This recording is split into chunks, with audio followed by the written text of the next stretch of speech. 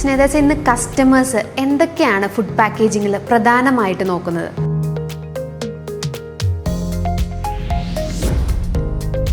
സേഫ്റ്റിയും ഹൈജീനും വളരെ പ്രധാനപ്പെട്ടതാണെങ്കിലും അതുമാത്രമല്ല, eco conscious decision എടുക്കുന്ന ആൾക്കാർ ഇന്ന് വളരെ കൂടുതലാണ്.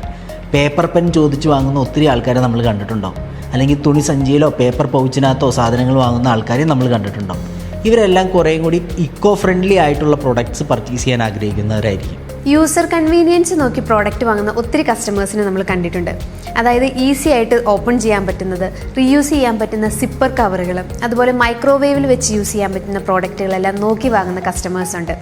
ഇപ്പോൾ ഡ്രൈ ഫ്രൂട്ട്സിൻ്റെ ബോക്സ് വാങ്ങി അതിൽ മറ്റു പ്രോഡക്റ്റ് വെച്ച് റീയൂസ് ചെയ്യുന്ന കസ്റ്റമേഴ്സിനെ ഒരുപാട് പേര് നമ്മൾ കണ്ടിട്ടുണ്ട്.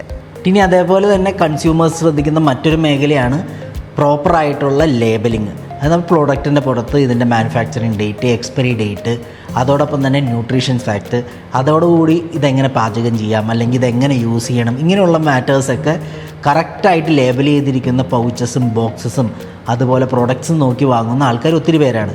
അതിന് ഉദാഹരണമാണ് പാക്ഡ് ഫുഡ് പ്രോഡക്ട്സ്.